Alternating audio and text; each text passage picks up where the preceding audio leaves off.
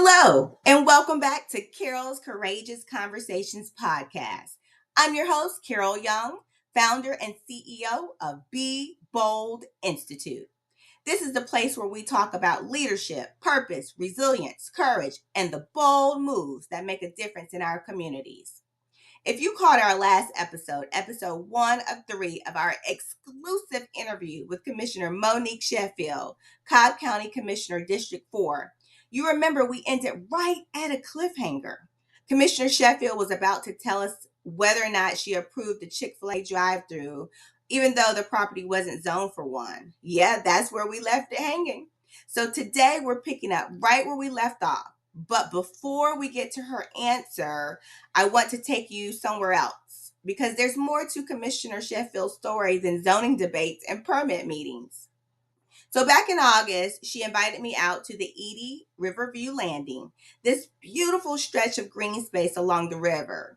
It's calm, peaceful, and exactly the kind of community space she says reminds her why she does the work she does. Very, very nice. Here's a little So bit from that Commissioner day. Sheffield, Ma'am, what is this right here that you're showing me? what I am showing you is the amphitheater. Right now we are in the city of Smyrna, and this is the Riverview development. And what you'll see here is an amphitheater where we have local acts.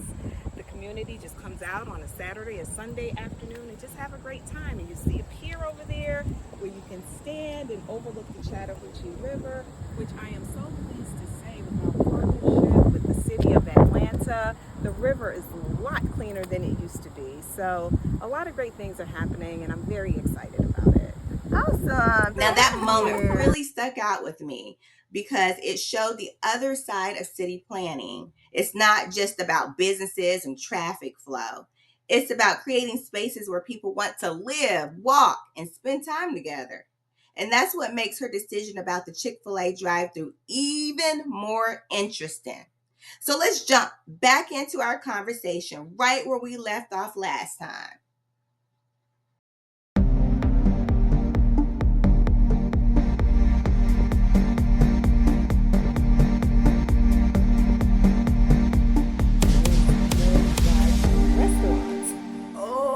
We had no drive-through restaurants. So Chick-fil-A came a call in and they're like, can you please remove this stipulation? And I'm like, yeah, I think I can.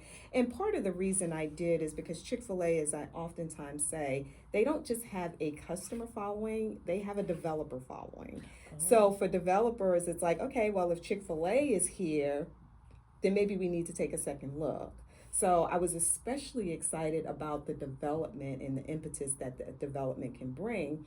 But I will also share that Keelan Mitchell, who owns Mooyah Burgers, just maybe not even a half mile or quarter mile away, the first Mooyah Burger in Georgia.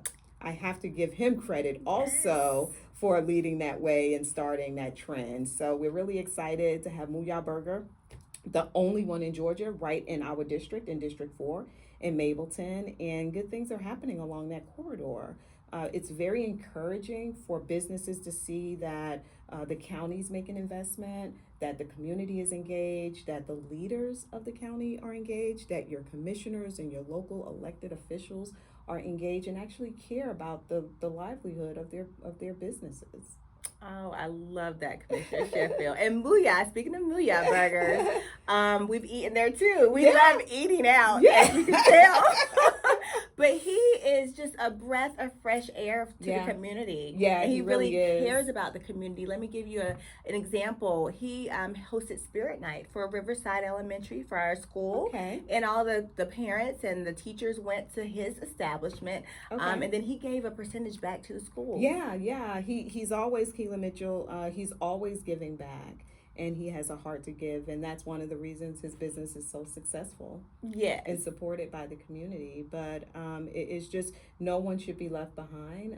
At the county, we also offer small business grants. During COVID, we issued a lot of business grants to help people get over the loss of business during COVID. So, nice. Yeah. Nice.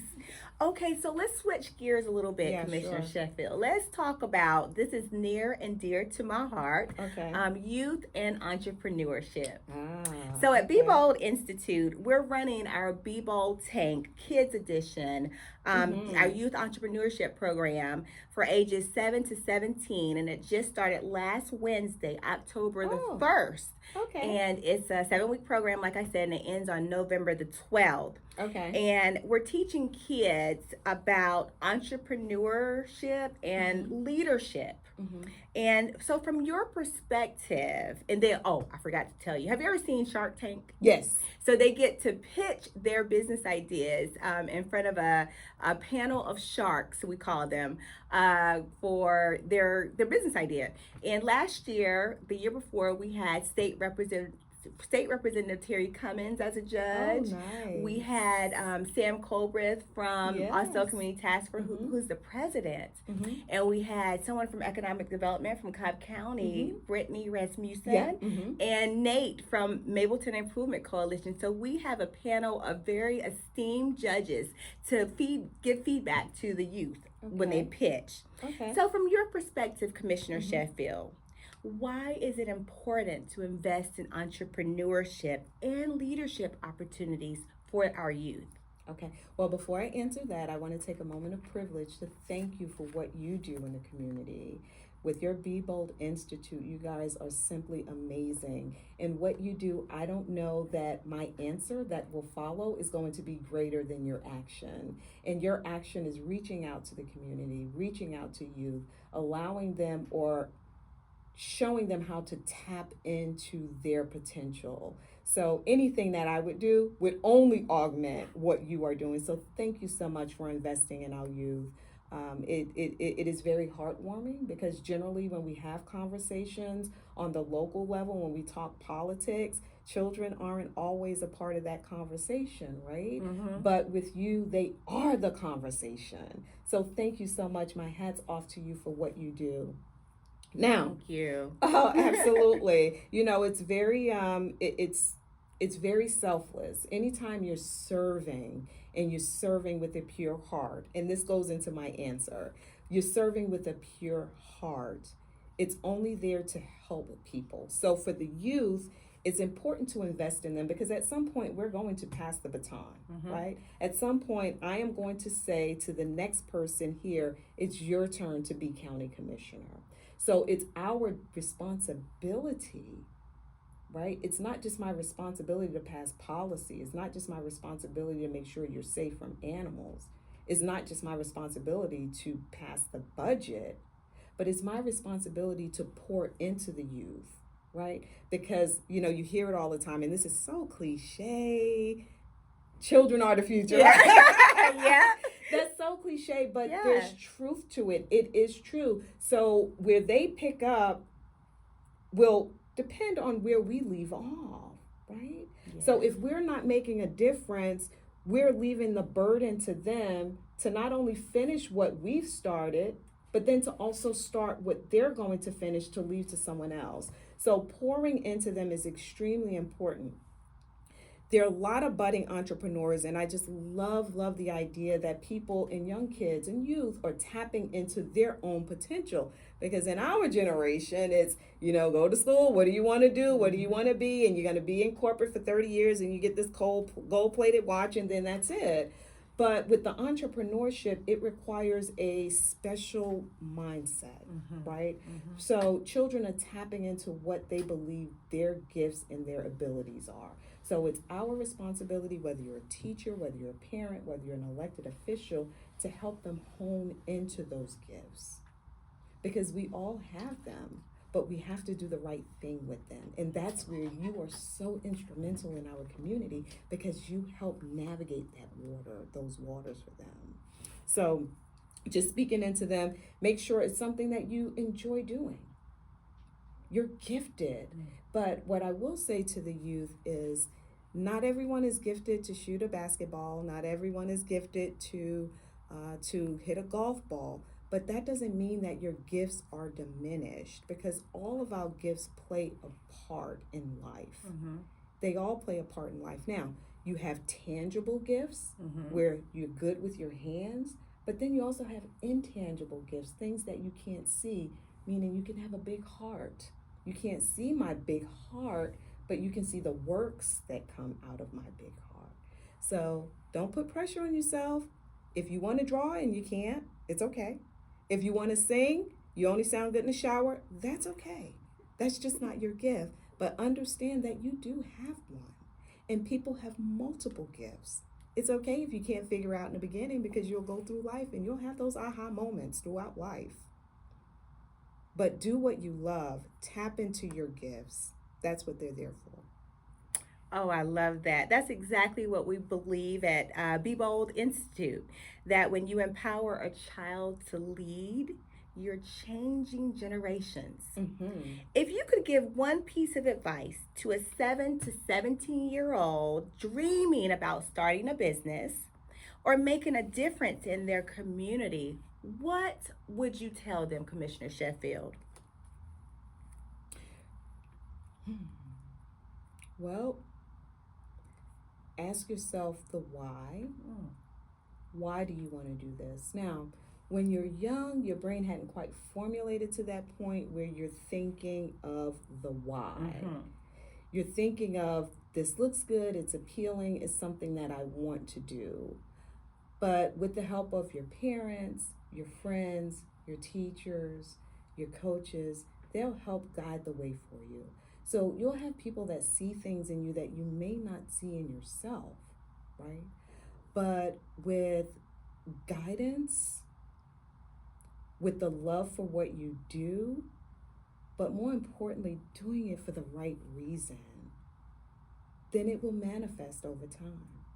And it may not manifest as soon as you graduate from high school. It may not manifest as soon as you graduate from college. It may not manifest until you're late in life. I think Colonel Sanders at KFC, he started that at 62 years old. Now, I'm not saying, kids, that you have to wait until you're 62 years old. That's not what I'm saying at all. But what I am saying is, understand that every experience in life is to teach you something. There are no wins and losses. There are wins and lessons. You have an opportunity to learn from every experience that you go through. Something may be uncomfortable, but it's okay for it to be uncomfortable because you're stretching, right? Mm-hmm. It's sort of like when you play a violin. I played the viola in middle school, and I remember we had tuning exercises, and you tune, and each time you tune, the pitch seemed higher and higher, right? Mm-hmm. So to me, that's very similar to screaming when you're uncomfortable. But at the end of the tuning, the music is just simply beautiful. So when you're going through life and your instrument is being tuned, it's okay to scream, because I've screamed and I still scream, and it's okay. But understand that you're being fine-tuned. You're being fine-tuned.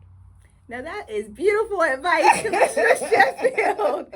Our young people really need to hear that, especially when fear and doubt tries to get in the way. So thank you for giving that advice. Yeah, and fear, we're humans, right? Mm-hmm. So we're going to have emotion, and fear is one of them. But ask yourself, what are you fearful of? Are you fearful of the unknown, right?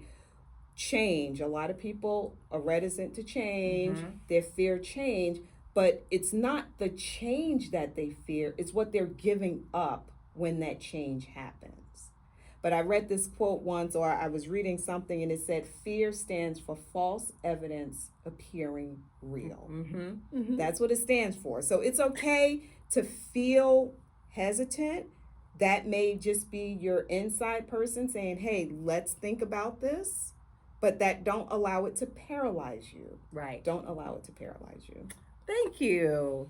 So let's switch gears a little bit and let's talk about community engagement. Sure. So you talked about a little bit about COVID, that you as a county gave grants to help small businesses. So what county programs or resources do you think small businesses and families don't always know about, but they really should know about? Sure. And just speaking about the businesses, we have at Cobb County, we have entrepreneur grants through our Cobb Redevelopment Authority.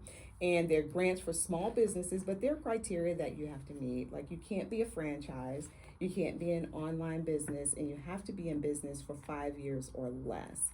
And you can receive up to a $10,000 grant. Wow. Yeah. So, yeah. That's a lot of money for a small business. Yeah, up to $10,000 in grant funds. The county also has a facade improvement program. So if you have a business and your exterior, you want to just spruce up the exterior a little bit, give it a refresh, there's that program available to help business owners with the facade improvement program.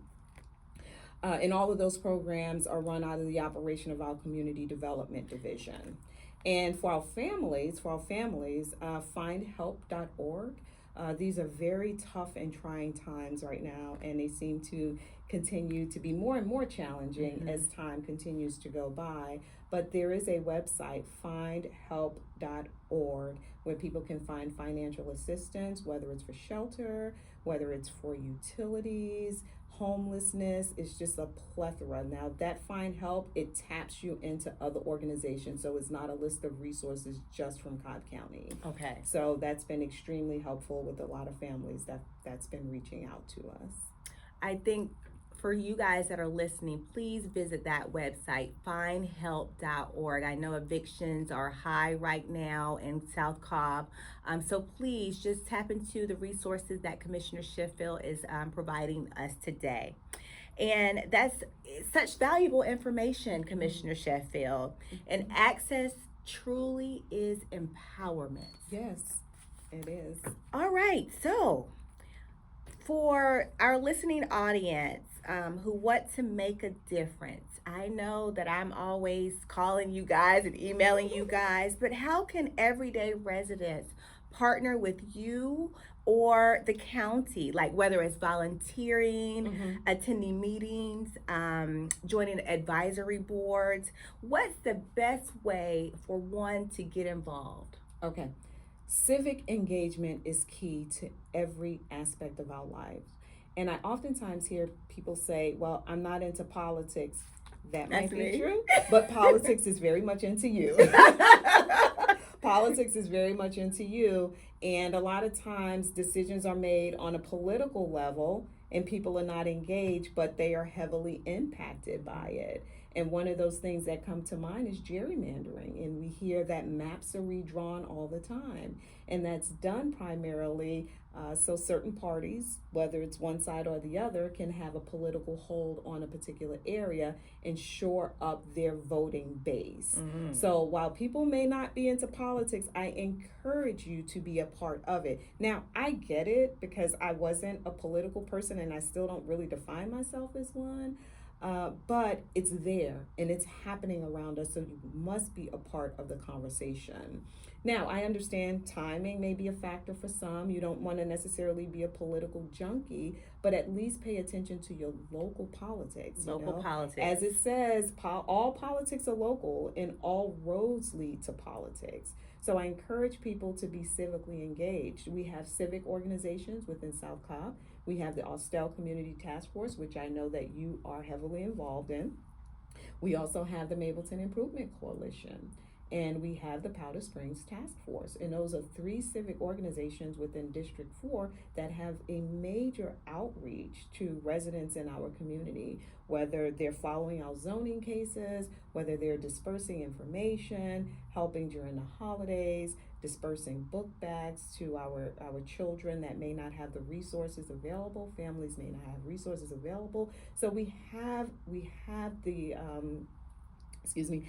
the organizations available to undergird what our efforts are in the county. But civic organization is going to be key. I encourage people to join us at our Board of Commissioners meeting.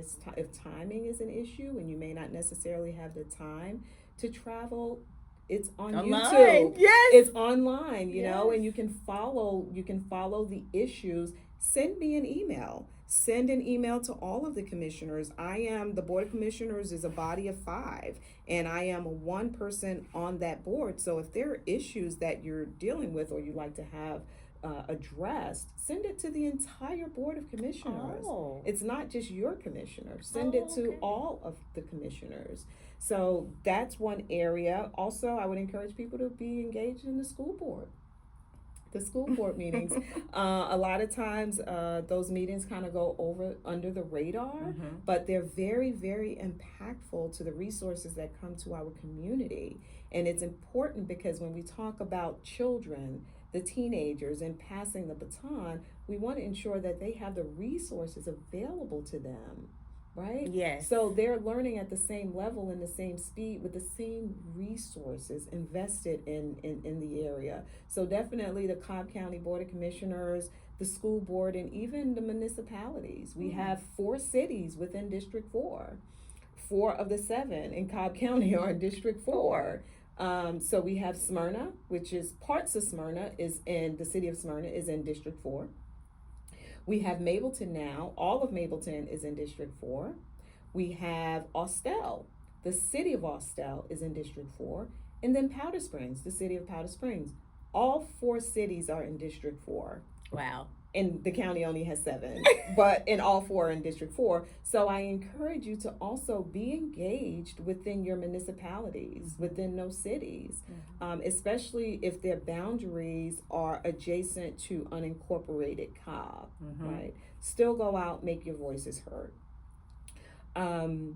That would be my advice, to be involved there. Also, there are opportunities to serve on boards, not just on a county level, but also on a municipal level. Serving on a board is very, very helpful in having insight into the community. And in most cases, those board appointees are appointed by the commissioner. So you have an opportunity to learn.